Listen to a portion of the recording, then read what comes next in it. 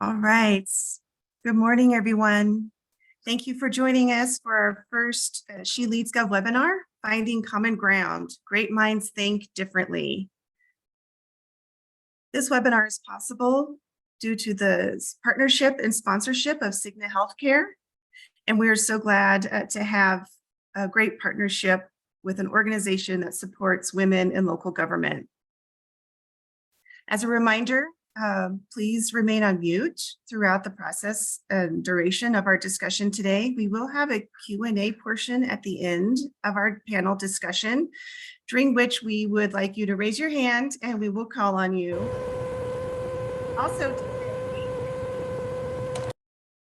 today, we have the chat functionality available for you to share your observations or thoughts, or it's something that you find just truly speaks to you. So with that, I would like to welcome our moderator, Kimberly Funderburk. She is the President of Government, Education, and Health System at Cigna Healthcare. So welcome, Kimberly.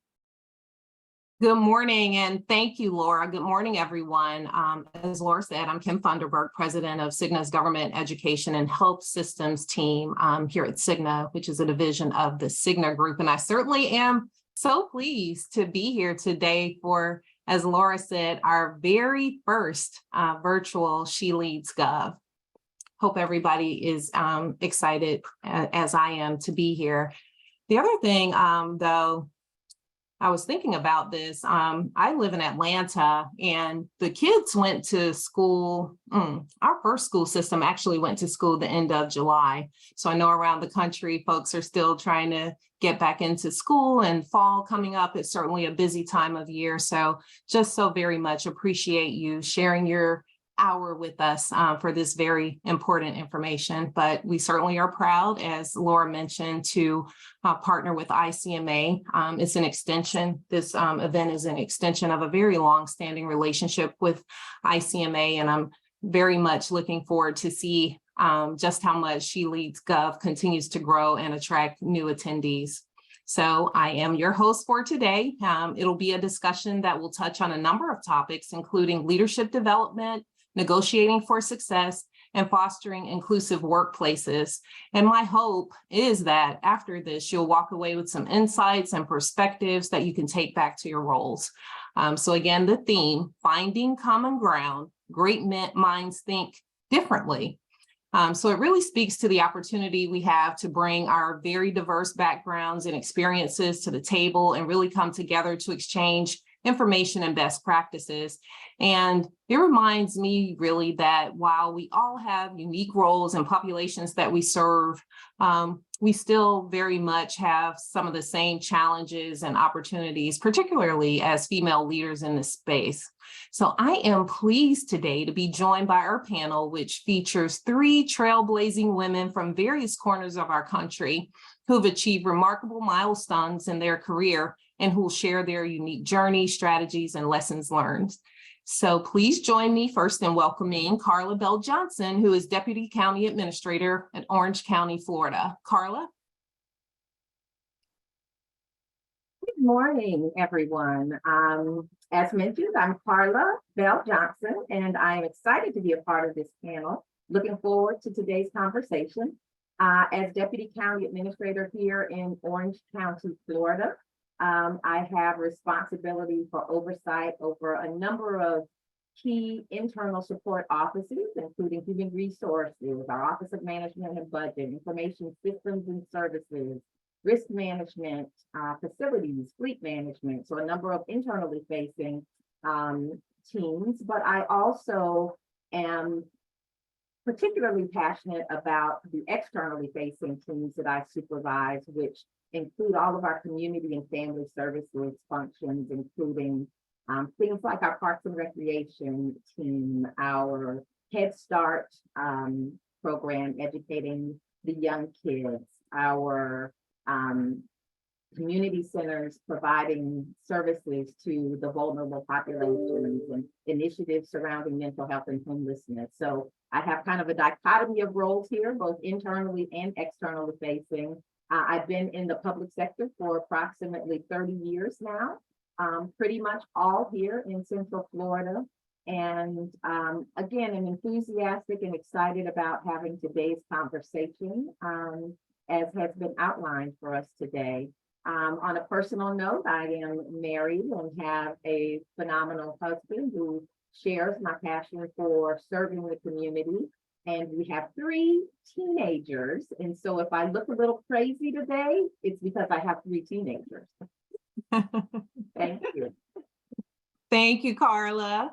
Next, let's welcome Trish Stiles, who's town manager for Bennett, Colorado. For those of you not familiar with Bennett, I believe, if I'm correct, Trish, it's about an hour due east of Denver. Is that right? It is correct. It is a common question that we get. Well, where's Bennett? So if you just go due east on I-70, we're just about an hour from downtown. So we're a little bit outside the metro area, which is one of the nice things about Bennett. I've been with the town of Bennett now. I am going on my 14th year. I started as the town treasurer and finance director. And then literally last month, 10 years ago, I became the town manager and have been in that role ever since. We are a small but mighty staff. We've definitely grown over the years. We're a small community, but it is our time to have those growing periods. And so we're experiencing a great deal of growth and development, both in residential and commercial areas. And it's been really exciting to see all of the different changes over the years that I've been in Bennett, because I've been here quite a long time. We have a wonderful, amazing staff I'm really proud of. My department directors are actually on the majority of mostly female. It's one of the things I'm really proud about our community in putting women in roles that may not be traditional. So I, for example, have a female public works director, and we're really proud of that. I am married as well. I have 1 teenager. And so, Carla, I don't know how you're doing it with 3, because 1 sometimes feels like more than enough that I can handle. But a wonderful family. I'm a Colorado native. I have had the opportunity to live just down the road from Carla in Florida and worked there, but Colorado is definitely my home. I'm happy to be here, and thank you for everyone joining us today. I can't wait for the discussion that we'll hopefully have. Great. Thank you, Trish. And then I'll turn now to Samantha, who likes to be called Sam Tavares, who's president of the Local Government Hispanic Network and Special Projects Manager for the City of Phoenix in Arizona. Sam? Hi, good morning, everybody. It's Sam Tavares. I am here in Phoenix, Arizona. We've been in the news quite a bit this summer, if you haven't seen, but it's not all that bad, I swear. We're having great weather this week because the remnants of the Hurricane Hillary from California. So it's been marvelous. I'm originally from the Bay Area, and I've been here now about 9 years. I came here at the City of Phoenix, thought I was going to be here for 1 year as a management fellow, and I stuck around for quite some time. And right now, I am over all of the American Rescue Plan Act dollars that the City of Phoenix received. It's nearly $400 million. So what I do on a day-to-day basis is I administer 70 different programs across the city, across 16 different departments. So I'm a huge collaborator, huge connector, and just working with folks and trying to ensure that we're staying within guidelines of our program. So it's been quite a journey if any of you are working with this grant in the U.S. Treasury.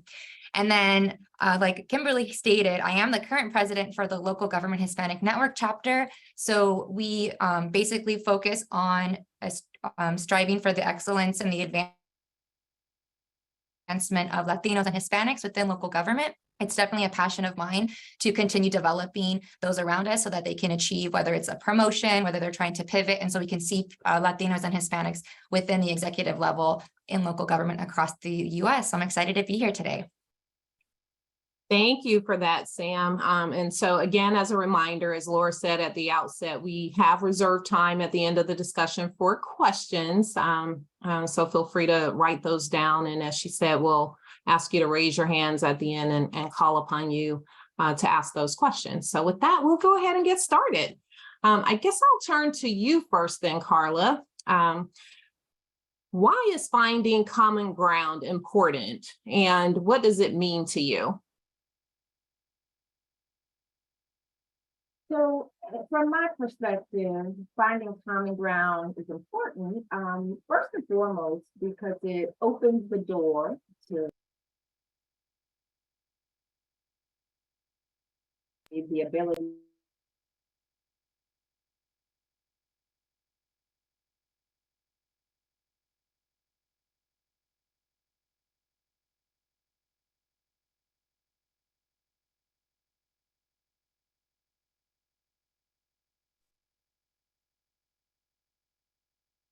Can you hear me?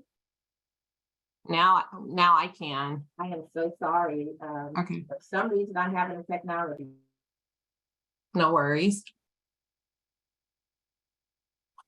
Can we hear you, Carla? Let's let you work out the technology. So Trish, how about you? Why is finding common ground important, and what does it mean to you? From my perspective, and I'm often telling my staff this or my elected officials, we're all just people doing these jobs. We're all just humans. We're not robots. I say that all the time. Robots would be easier, right? But we're not robots.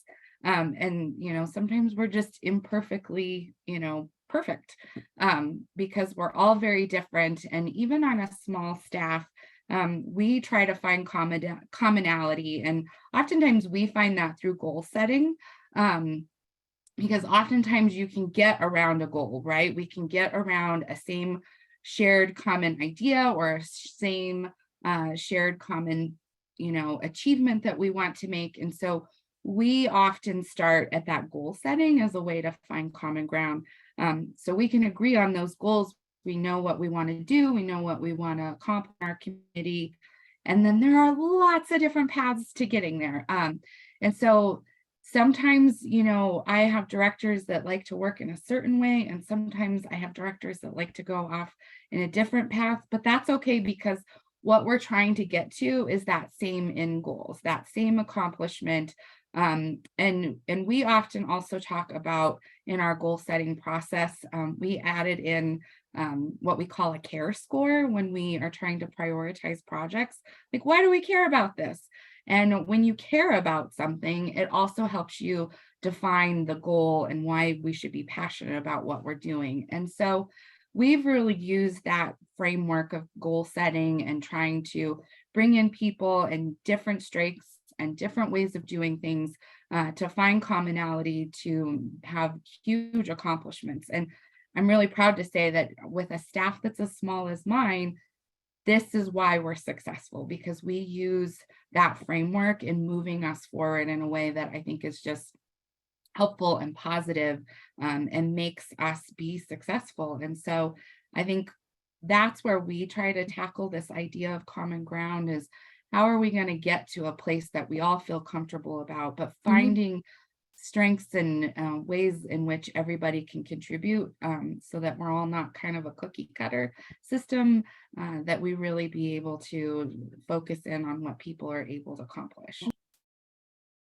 Yeah, thank you for that. So I'll have to remember that we're all imperfectly perfect.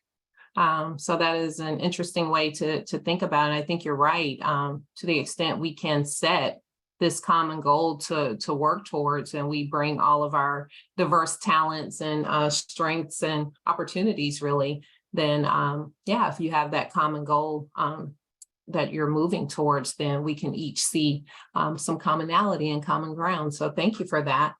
Carla, are you back yet? I'm going to try again. If you could just give me the thumbs up if you can hear me. We can hear you. All right. My apologies. I was just kind of expressing, and some of which has already been touched on a bit, but I was expressing that I see finding common ground is important, because it really does open that door to our ability to collaborate with our team members. And sometimes it's just finding some small nugget of commonality that allows people to open up and be comfortable in that space of collaboration. And so that's what I see as kind of the catalyst for bringing people together, that commonality. But the flip side of that is I don't necessarily think that we should be solely driven or motivated by commonalities, because of course that in itself, if that's your driving force, it has the potential to inhibit our ability or short circuit our efforts to really embrace diversity and diverse perspectives that people bring to the table in every conversation or project or initiative. So I think it's a balancing act. I believe commonality opens the door to bringing people together. But once we're together, we should look for those opportunities to truly express our varying and diverse perspectives as we move towards collaborating on different efforts.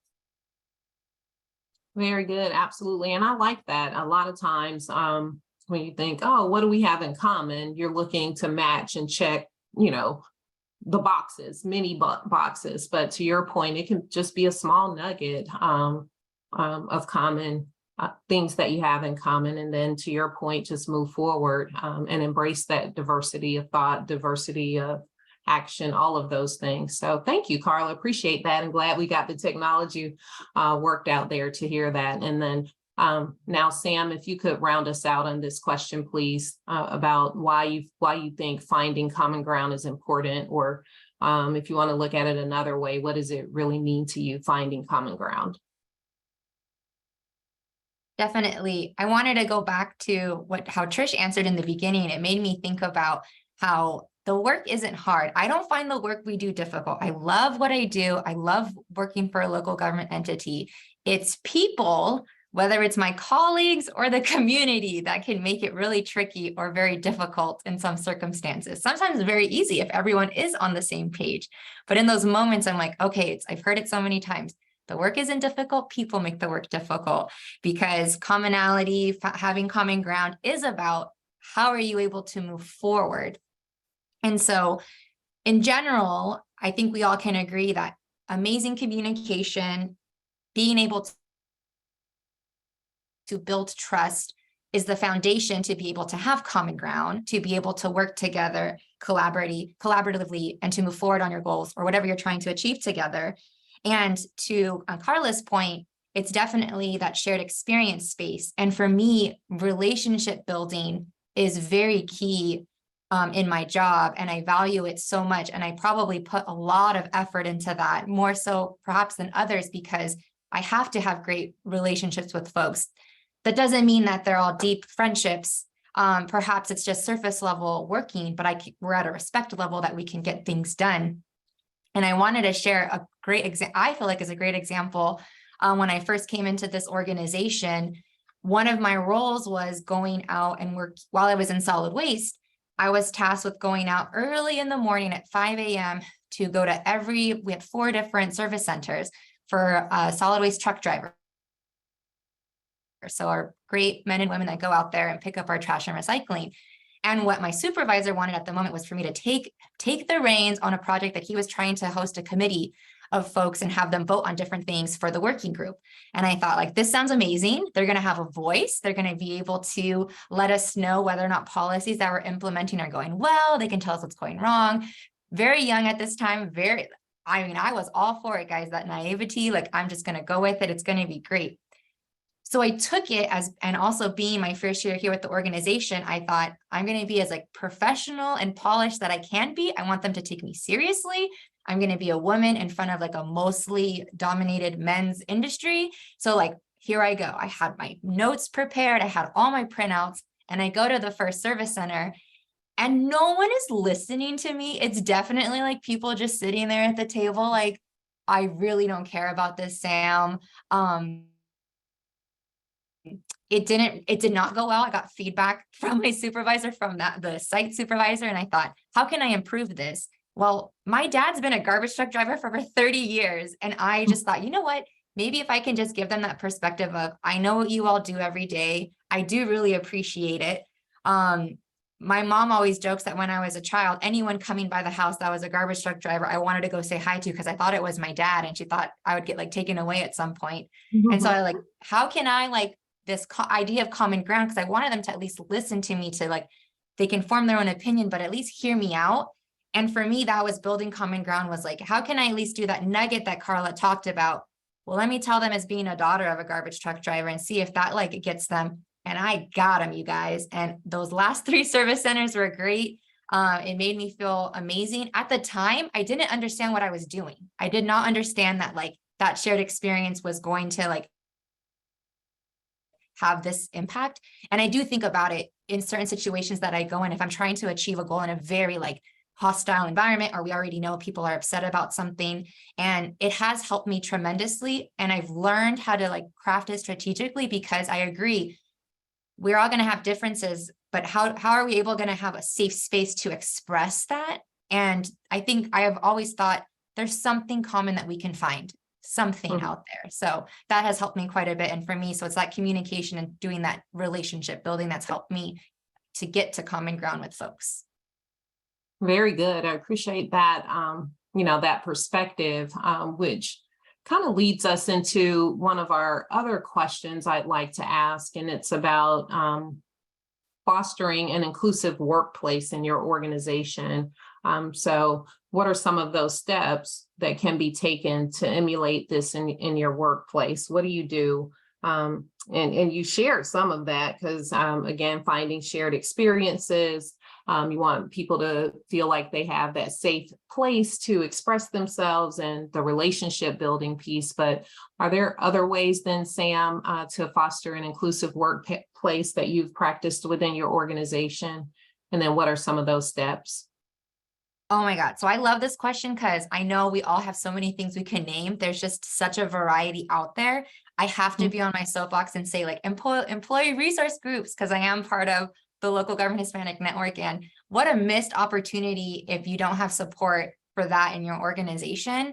I know I've dealt with organizations that have those struggles. So, change in management really does help. But if you can have those, so with like She Leads, with different groups within your organization, it really does create that safe space that a lot of us are seeking. Personally, for me, when I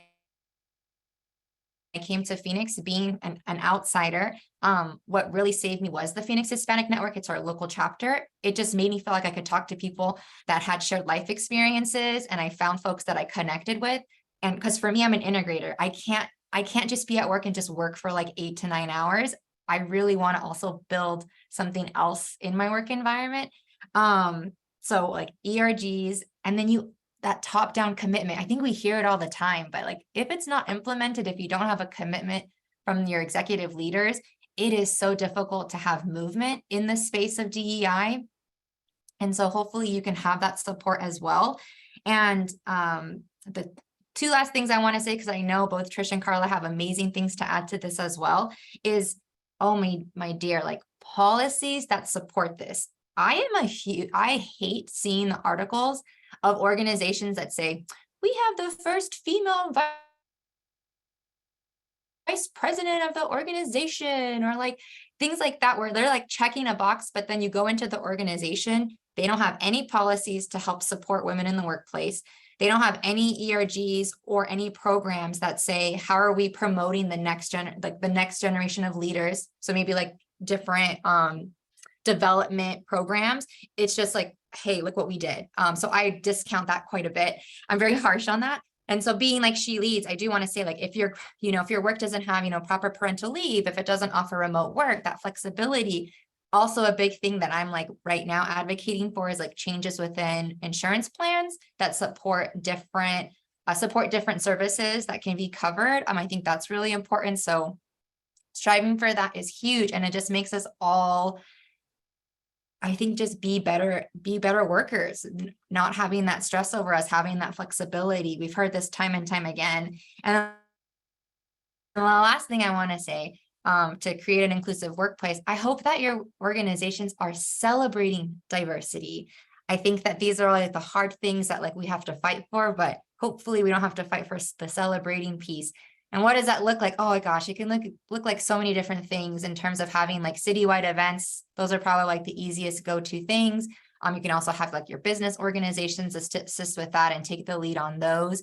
Having just different, creating the space for folks that want to lead those different celebrations is just a huge deal too, because sometimes those ideas I know can get knocked down, but again, that top-down commitment is going to help you to be able to do that. So for me, like the ERGs, the commitment from executive leaders, really, really strong policies that support inclusivity is super important. And then leading to that fun, like the celebration piece. Yeah, absolutely. Celebrating. Lots of good nuggets from you there, Sam. So appreciate that. And Trish, I'll turn to you for that same question. Oh, you know, Sam, you said about celebrating in our system that we use to track, you know, all of our projects. We just added a little, it's a heart box when we want to celebrate something. We just did that the other week, and now we can go in and you can pick how many hearts you want, but it's a notification to let everybody on our staff know that we're celebrating something that we did. So if we, you know, we just installed our first signal, and that's been a whole thing. And so we got 5 hearts the other day. We were really excited. I love that thought about celebrating. I think for us, and, you know, I like to come from a place of understanding. So I'm one of those people. I love Enneagram. I love colors. I love, you know, the Myers-Briggs.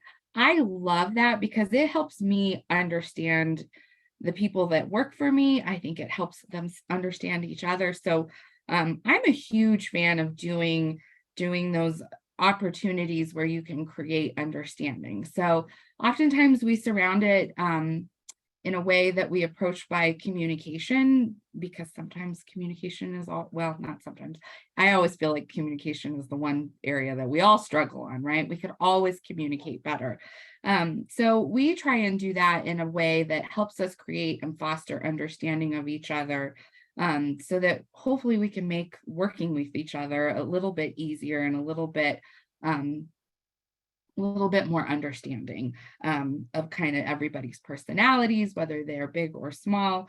And then we use this as a model. And one of the ones we did, we'll use it as a model to find people's strengths. I think Strengths Finder is another one you can try. I love them all. I think they're really interesting. But what we try to do is we use that information to build on someone's strengths. So I had one of these aha moments one time sitting in our municipal league conference, and a wonderful lady was speaking, and she's talking about using people's strengths. And I had a point at that time where I really needed to clean up our files. Like, things were not great. They were kind of a mess. And I sat there and I went, Trish, you're asking somebody who's kind of a hoarder. That's just who she was. She saved everything to do this massive cleanup project. And I went, that's probably not a great idea.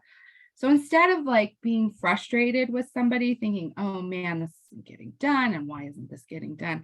I did have an understanding that that might not be her strength. And so I had to put somebody else in charge of that cleanup project in order to move it forward. But I think about that same person in another aspect where she is so outgoing, and in the colors she'd be described as blue. She's super friendly. She loves to take care of people. And so I put her in a role where she could do just that. And so during COVID, she worked with all of our businesses. She was out and about, calling them, talking through what was going on, supporting them. They love her. She's one of those people that they're all hugging her when they see her, and I'm just kind of standing off to the side going, hi. That's how much they love her, because she has that personality. And so if you create understanding and start figuring out what your people are good at and pushing them in those directions, it will change the organization. It will change your frustration level for sure. It was one of those best aha moments that I ever had. And again, I love doing that kind of information. We've done, like I said, we've done colors. We've done Enneagram, which I think is kind of fun and interesting. I'm a 3, if anybody wants to know. But use those tools in order to foster understanding of each other, and then take that information and do something with it. Don't just sit on it, actually do something with it and use people's skill sets in order to, put them in places where they're going to be set up for success and not the opposite. Absolutely. So certainly when people feel understood, they feel included in the workplace. So thank you for that. And we'll remember Trisha's a 3, everyone. She's a 3. So thank you for that. Carla, anything to add there? Sam and Tricia covered it pretty extensively, but one thought I have in responding to this question about the importance of inclusiveness and how you drive it within the organization is just very simply, certainly from a leadership perspective, to model it.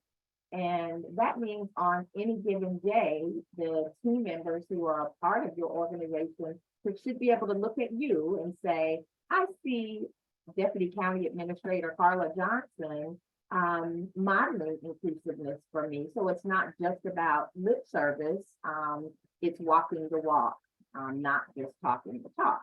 And so, something very simple is just making sure you're engaging at every level of the organization, even when you think about inclusiveness in the hierarchy of an organization. That means on any given day, you're not just sitting in your office engaging with people who have similar roles and positions as you, but you are truly engaging throughout the organization. What better way to learn about kind of the full spectrum of team members that you have as part of here, in particular in county government. So to me, I think just the notion of modeling it very intentionally is important in driving inclusiveness. And then also, again, I'm kind of thinking from the perspective of our roles within the organization and diverse perspectives about kind of where you fit, back to this notion of capitalizing on people's strengths. I like to overshare about what we're doing with our team. So sometimes people say, oh, they don't have to know all of that. No, they don't have to know all of that. They need to understand what our mission is, what we're doing to accomplish that mission, and most importantly, exactly where their specific role fits within that mission, so that they truly are included in the bigger picture about what we're trying to accomplish here in local government, in my case. So to me, that's a form of inclusiveness. It's not simply embracing, your diversity, but it's making people feel like they're included. They're included in making their role, no matter how big or small, has a specific purpose in our bigger mission. And part of that is just about communicating it and taking the time to engage with the full spectrum of employees, east and west in the organization and north and south. Absolutely. So thank you for that. Definitely modeling it is a great way to foster that inclusive workplace. So thank you for that. And you touched, Carla, a bit on it when you were just responding there, but I'll turn more to personal, not asking you to overshare too much here, but so we recognize that great strides have recently been made around equity and equality awareness. Certainly much more work to do. But how has your work life specifically changed as a woman leader? That's an interesting question. I will say, just as an individual, just on a personal perspective, I don't see a lot of change because I feel like I've been just historically wired to focus on equity. And as I look at my role here as a leader within government, though, I will just speak to the fact that historically, we've all kind of been programmed to make sure that we are providing services equally throughout the county, in this case that I work in. And so the fact that now, based on, more recent conversation and more enlightenment as a world for that matter, we are now focused more on equity as opposed to equality, I think it's been refreshing for me because now we have teams who recognize that it's not simply about saying, I provided the same service to all of our taxpayers, but we now have teams who are looking a bit deeper into what equity means in terms of providing that service. And so that doesn't necessarily mean it's a cookie cutter approach, as was referenced earlier. It means that you need to now take the time to understand and know each community's specific needs and kind of where they are as a community or a neighborhood or an organization, and meet them where they are in terms of providing the services. And that could be something as simple as, how is it best to do community engagement with this particular neighborhood? Because this is a working class community and they don't have the ability to come to a public hearing at 2:00 in the afternoon. But how can we take the time to engage with them in a manner that meets their specific needs, as one example. So I guess what I want to say is it's a bit refreshing now that we are kind of eyes wide open, more globally looking at those opportunities to be equitable in how we serve our community. Though I think certainly the intent has always been to provide equal levels of service, but recognizing the distinction between equality and equity has been reflected for me.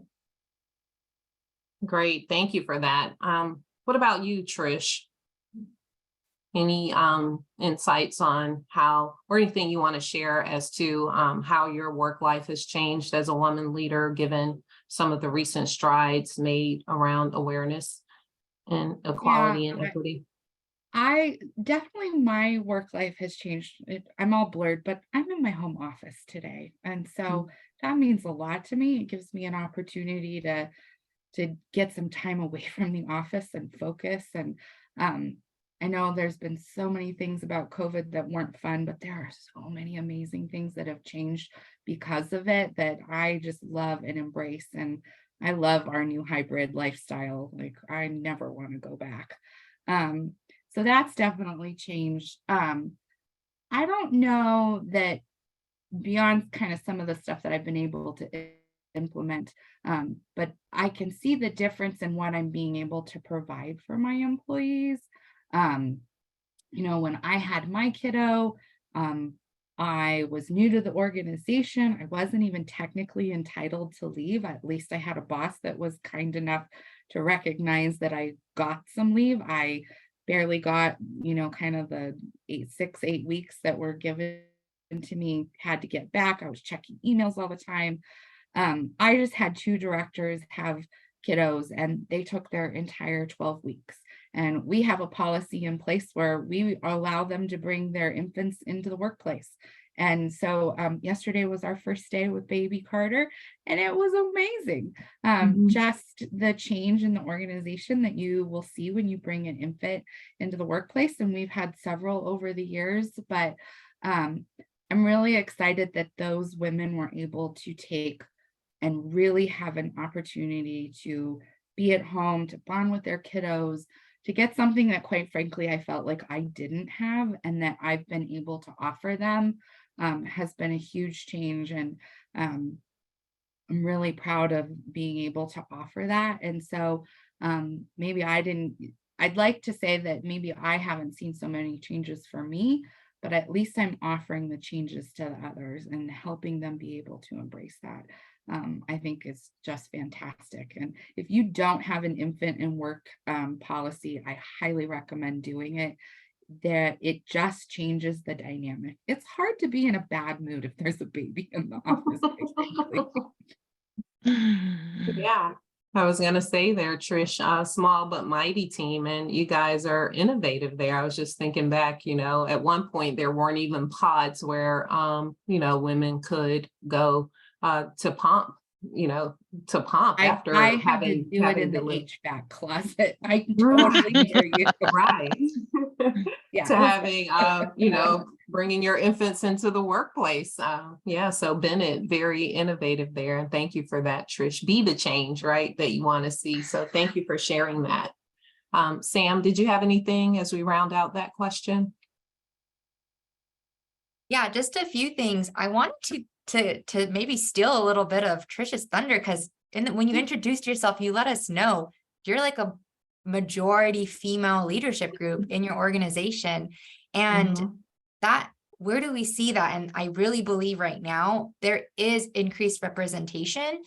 Just like a decade ago at the previous organization that I was, and even like when I first started here at Phoenix, I really can think about who we had in director level and executive level as women, and it was a very small number compared to now. You know, we've had these questions, you know, we've thought about them, and when I've been reflecting on it, I'm like, you know, I think about the work groups compared to that I'm working with now compared to the same groups that I worked with even just 5 years ago, and we've had a lot of different changes, and there are more women. And I love it because research does show, so you can tell men and women this, like, you guys have to know, research shows like having a woman in leadership is phenomenal because we're proven to be more collaborative, to be more empathetic, and to be more inclusive.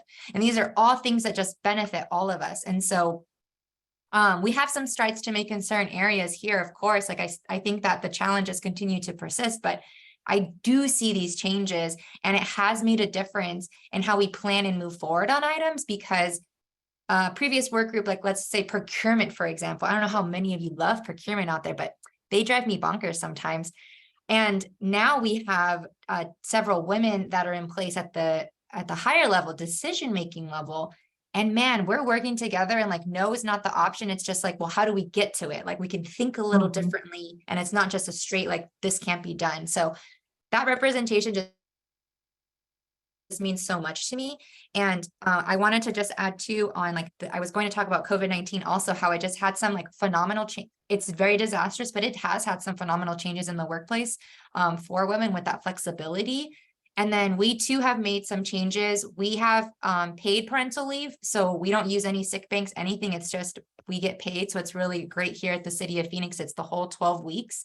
I really want the baby policy. So I bug HR all the time. Like, how do we not have this for several months? The baby just is so cute and just sleeps most of the time. But I'm not a mother. I wanted to also add that. However, I hear my colleagues, and I know the struggle that they have with the balancing act of having families and trying to be a professional in the workplace. Our jobs require so much of us. So I am that huge advocate. And I think people are shocked by that like, I don't have children, but I want all this, because it's only making us better. And I touched on this a bit in a previous question related to insurance. There are just a lot of services that aren't typically covered here in the state of Arizona.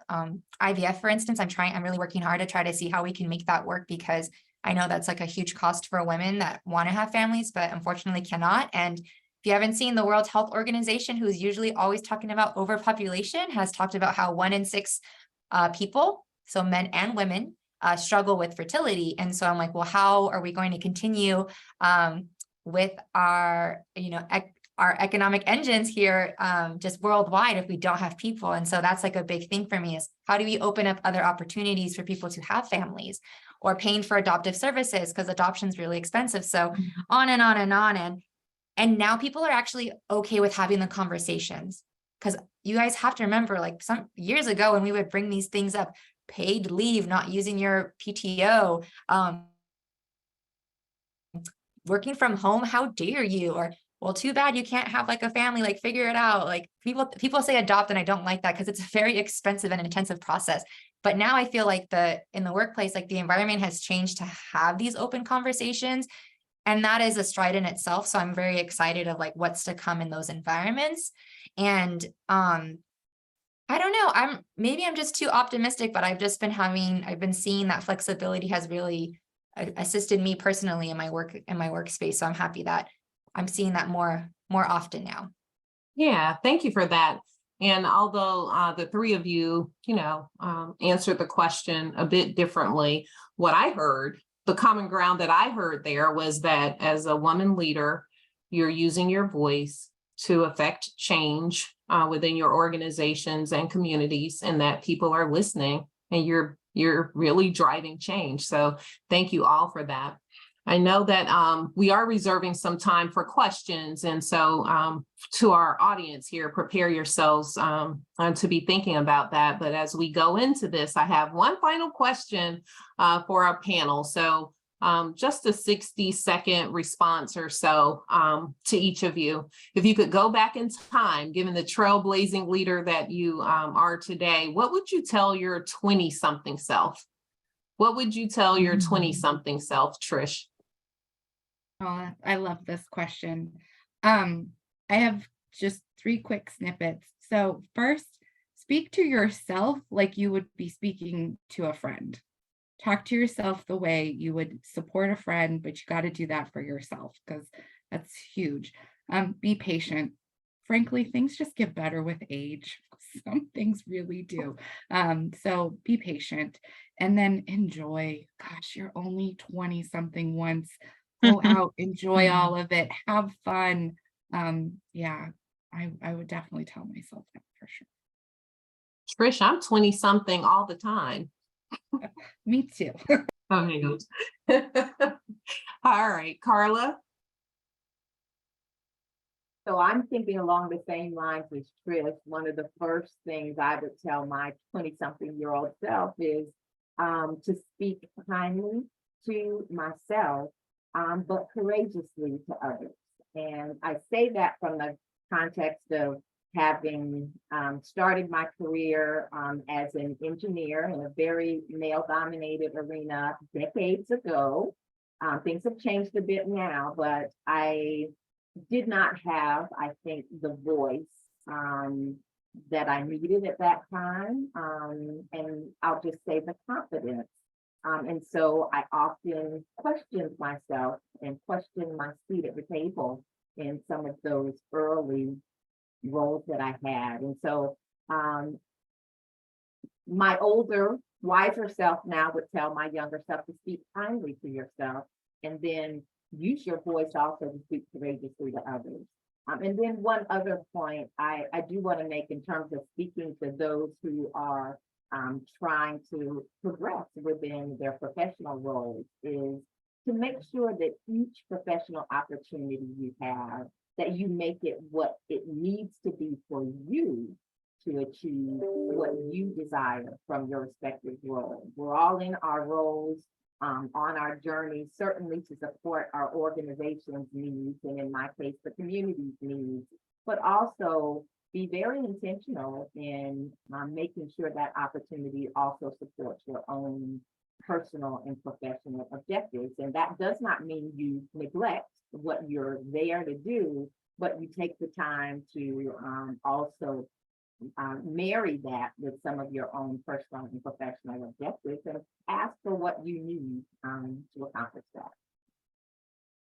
Very good. Thank you. Sam? Okay, when I first got this question, I was like Trish. I was like, I'm going to give them 3 nuggets. They're going to love it and go with the wind. And then I thought, okay, I'm with the She Leads group with these amazing group of women. Let me be courageous for a moment. And hopefully people can maybe resonate with this of what I would tell my 20-something-year-old self. And it's kind of in line with what Carla and Trish have shared is that I'm undergoing therapy and I'm very much enjoying it because I'm going through a lot of things that I didn't know were affecting me to this day.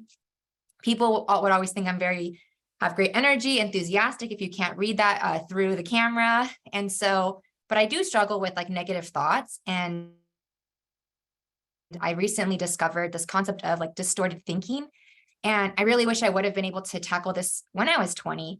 And it's that we have like the first thoughts that I always have, because I struggle with anxiety, is that they're negative, pessimistic, distorted thoughts. So like an example of it is what I do so much is like discounting. And it's like someone will tell you do a great job and you're like, oh, anyone could have done that. Like, you didn't really, there was nothing special to it, whatever. And I would always do that. And I'm like, why am I doing that? Like, just accept it and like move on. Or like I do judging all the time. Like, oh my God, why didn't I do this? I ought to have done that. I should have done that. Oh my God, like, how was I not more prepared in this like interview that I had or this presentation? But then everyone else would tell me, what great job you did, like, da-da-da-da. But I spent a lot of time in my own head. And I wish I could have just told myself, like, what people are telling you, they're being genuine as well, especially when it comes with praise. And as a 20-something, like, don't overthink it. Just like Carla and Trish, I think, had some amazing like self-talk advice. And I completely agree with that, because I do think I spent time in my own worrying about things that I really didn't have to worry about, because I am doing well in my job. I have made tons of mistakes, but I'm, have matured enough to like reflect on them and then just do better in the future. And I think that's all we can do. And so just give yourself more grace, and being able to continue on in a positive manner just has so much power. And so if I was 20 something, I wish I'm doing the work now, but I wish I could have done the work earlier. But hey, like, better late than never. So.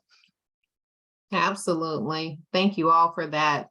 A fantastic discussion. Absolutely. I know that, I've gained some insights here. You saw me feverishly taking some notes, and I hope the same is true for all of you. But I want to ensure that we have enough time for questions. So as a reminder, as you have those, if you'll raise your hand and we'll call upon you, should you have any for our panelists here.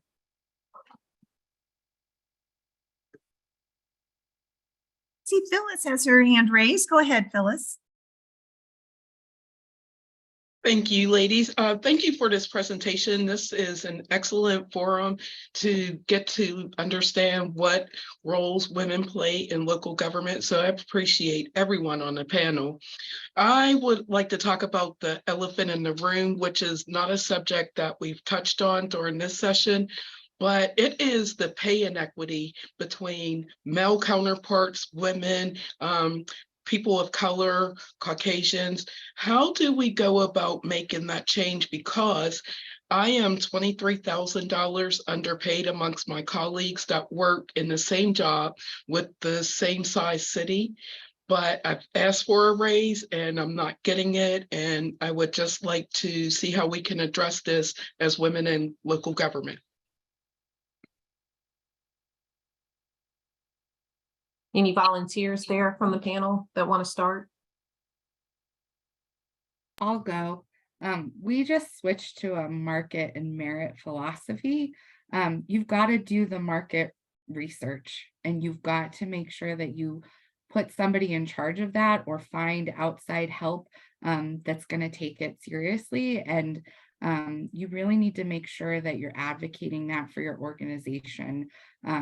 In Colorado, we've had some changes where you're not allowed to do that. So we have a lot of discussion around equity and pay because of some changes in the legislation. And I know not everyone has that support behind you, but I would really strongly recommend you get somebody in charge of your market analysis of pay scales for your organization, and then commit to making it right.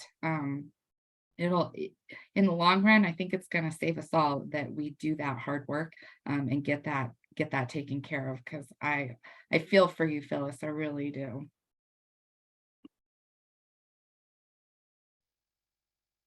I'll just add very quickly here that one of the things we've done, and certainly market-based analysis is what we have certainly done in terms of looking at pay and equity within our organization. But one of the things we've done really for the first time this current fiscal year is allocated a certain amount of our budget, specifically relative to our payroll, to allow for our directors to address issues such as pay equity within their respective teams that may have originated, kind of historically with well-tenured people within the organization, but that you typically don't have an avenue to address. And so there are always outliers and issues relative to pay equity, some of which are based on market and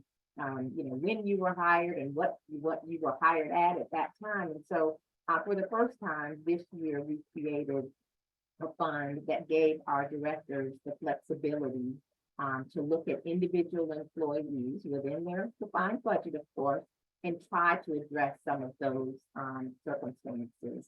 And though that doesn't, I think, globally address, Phyllis, what you referenced, I think it does at least give our team some flexibility at the director level to start trying to move the needle in individual cases that they are aware of. Okay. Any other hands raised? I'm trying to go through the much great. No questions? Let's see. I do. Yeah, go I ahead. have a question. Okay. Mhm. Hi, my name's Nusha Dow. I'm calling from Albemarle County, Virginia. This is the first I've heard of the local government Hispanic network. Are there other organizations like that that we can reach out to recruit and diversify our workforce? We have a lot of problems with that here in Virginia, and we want to see more inclusivity, but sometimes it's hard to find candidates. Yeah, I was gonna say, I know Carla, you're part of like NFBPA, so the National Forum for Black Public Administrators. There are quite a bit. Is it Nusha? Am I pronouncing that correctly? Mm-hmm. Yeah, so there are, ICMA does have its affiliate organizations that we can like provide more information, and maybe we can have Laura send some information afterwards, but there are a ton, and they could even be others locally there that we don't necessarily know about. And so I could follow up and send that info. I know Carl will hand it over to you about NFBPA, but definitely there are things that we can do with your organization, or just even individuals. If you don't have a bigger group, there's individual memberships or attending free events and things like that online. Sam, thank you. Yes, I would certainly reference the National Forum for Black Public Administrators as one of those organizations. And there are a lot of alignments with a number of different organizations that have missions associated with driving diversity within the public sector in particular, but you know, throughout other industries as well. I have a background in transportation, and I know they're an organization I used to be involved in, called the Conference of Minority Transportation Officials. And as an engineer, I was involved in the National Society of Black Engineers. And so there are a number of different professional development related organizations that are intended to drive that diversity and certainly be a resource for organizations looking to diversify their staff. Yeah, thank you for that. We have about 2 minutes remaining here. Any final question?